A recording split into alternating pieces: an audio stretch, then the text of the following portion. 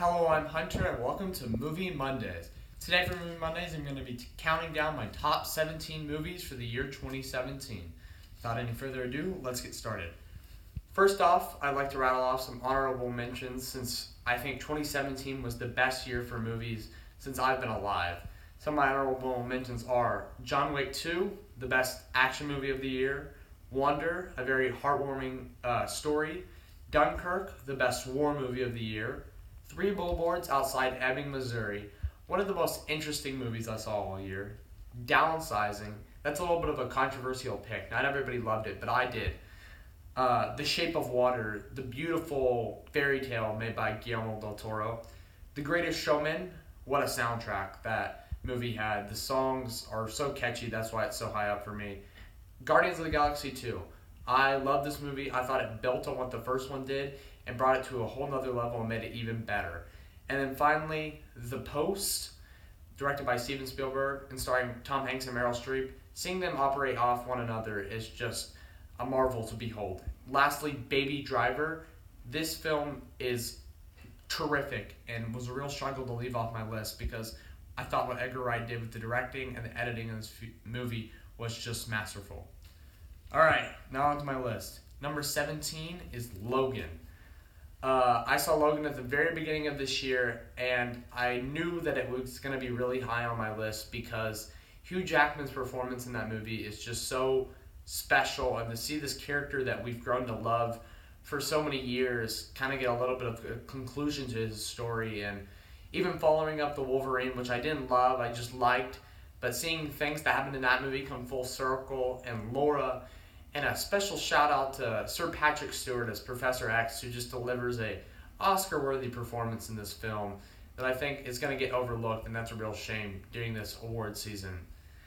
At number 16 is The Big Sick, my favorite romantic comedy of the year. I thought what Kumail Nanjiani was able to do with his true story and bringing it to life just is such a fun, sweet, charming movie.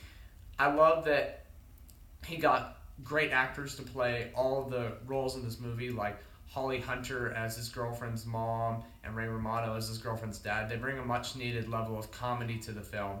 Through the stand-up, you get a lot of comedy, but this is just an added level. Really enjoyable film. Number 15 is Coco. I did not have high expectations for this movie because I thought the trailers looked very average to even not great. But when I saw this movie, I was swept into the world.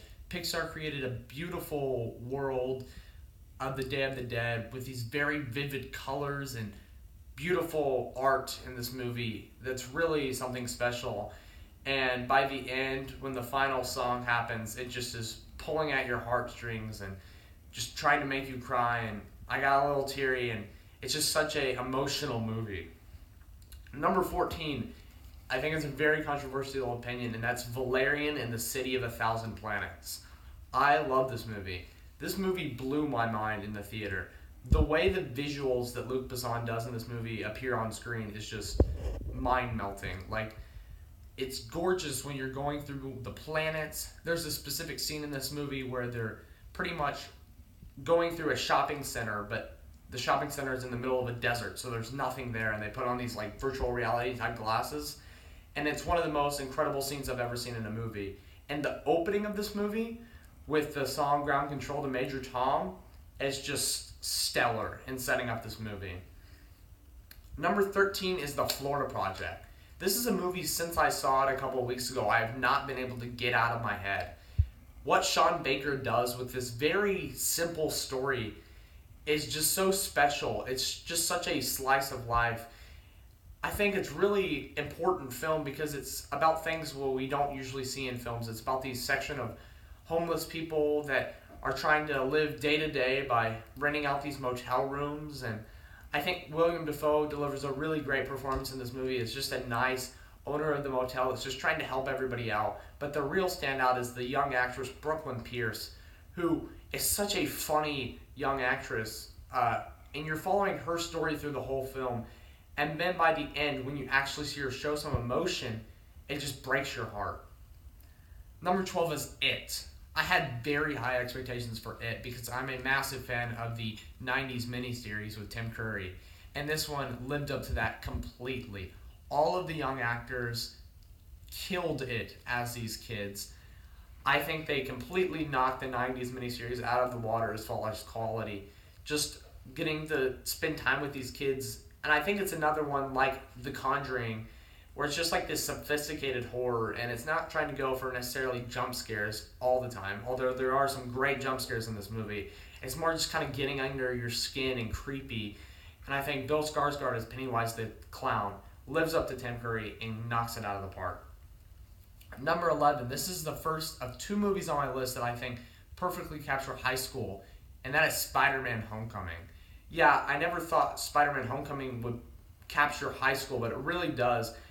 What Marvel was able to do with Spider-Man in this movie was really bring him into modern times and show what a real high school kid would be like if he got the power to swing from webs and shoot webs. And I loved Michael Keaton as the Vulture. I think he's Marvel's best villain to date. Maybe Loki, but I like the Vulture a whole lot. And I liked all of Peter's classmates. It just created a real sense of unity and a real high school setting, in my opinion. Number 10 is Star Wars The Last Jedi. This is a very divisive movie, and I err on the side of it's one of the best Star Wars movies. I think what Rian Johnson did with the visuals and the progressing of the story in this film was really something special.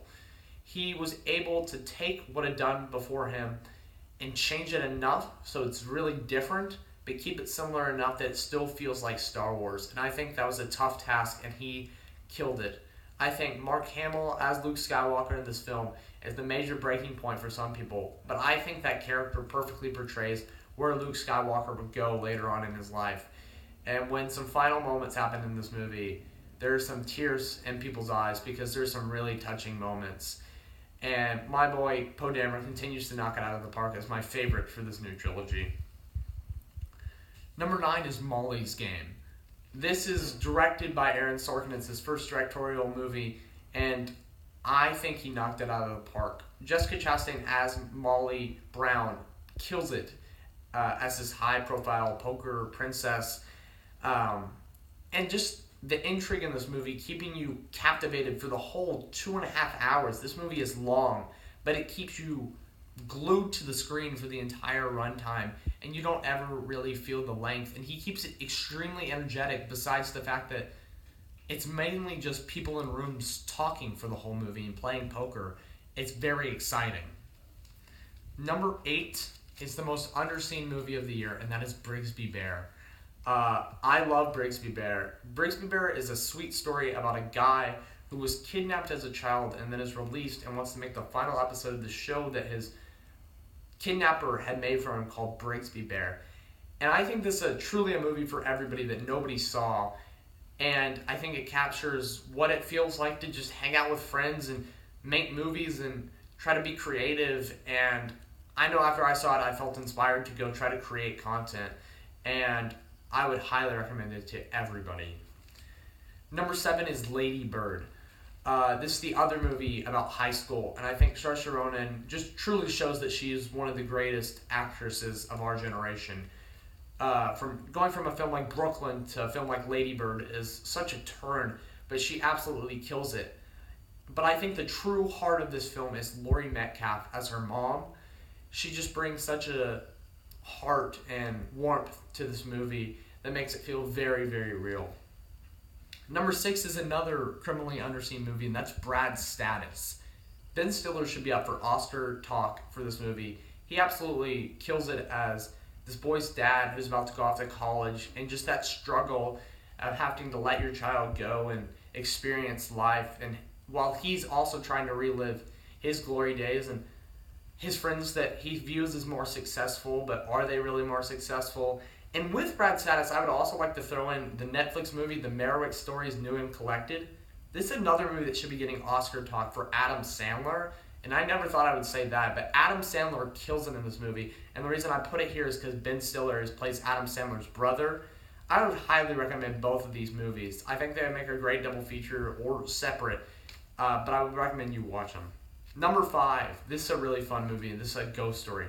This is a beautiful, poetic, haunting, thoughtful movie that had me thinking for weeks after I saw it about what it was about, what did the thing mean. And I thought what David Lowery was able to do with the direction and the music and the cinematography was just exceptional. Number 4 is maybe my most controversial pick, and that's Justice League. I love the Justice League in general. They are my favorite characters as far as media is concerned, and getting to finally see them on the big screen was something really special for me. I finally saw my favorite characters in all of these actors and actresses. Gal Gadot as Wonder Woman absolutely kills it. Ben Affleck truly became Batman, I think. But the most true performance was Henry Cavill as Superman. I've been really let down with a more down and depressed Superman, and by the end of this movie, he has a one-liner that a lot of people think is cheesy, but I absolutely love because I think that's Superman, and when he says it, I cheered in the theater. I love Justice League. Number 3 is Blade Runner 2049. This is the most beautiful movie of the year. It's absolutely gorgeous. It melts your eyes, literally. Roger Deakins' cinematography, if he does not win the Oscar for this movie, there is a crime, because it's the most gorgeous movie I've seen in a long, long time. And Ryan Gosling's acting choices have just been so good, and he as K creates such an interesting, complex character that we didn't see in the first Blade Runner, but builds perfectly on the first Blade Runner. Number 2 was my number 1 for a long time, and I wrestled with what was going to be 1 and 2, but number 2 is Get Out. I love this movie. Jordan Peele did something so special in creating a comedy horror movie that was extremely entertaining, but then the more times you watched it, actually had such a deeper meaning and a social commentary about what's wrong in the world today. And every time I watch this movie, I get something new out of it. I quote this movie a lot. It's some of the most fun I've had watching a movie all year. I think if you know me, you now know what my number 1 is, and that is The Disaster Artist. I have come to love The Room, and so I was kind of worried seeing The Disaster Artist if it would live up to this movie, The Room, that I love. And I can tell you it absolutely does. James Franco knocks it out of the park as Tommy Wiseau. This film has such heart in addition to the comedy that I have seen this film twice now, and both times was in love with everything that was happening. It's just such a joyous movie that I think celebrates movie making in a different way than my favorite film of last year, La La Land, but in such a unique way of this film that is terrible, The Room, but it celebrates it, and you're laughing not at Tommy Wiseau, as played by James Franco, but you're laughing with him. And when the end credits rolled, you just get such a warm feeling in your heart. Thank you so much for watching this long video of my top 17 movies for the year of 2017. I hope you really enjoyed it. Please comment down below what your favorite films of the year were. I'd love to hear from you. Hit that like button and please subscribe. Thank you.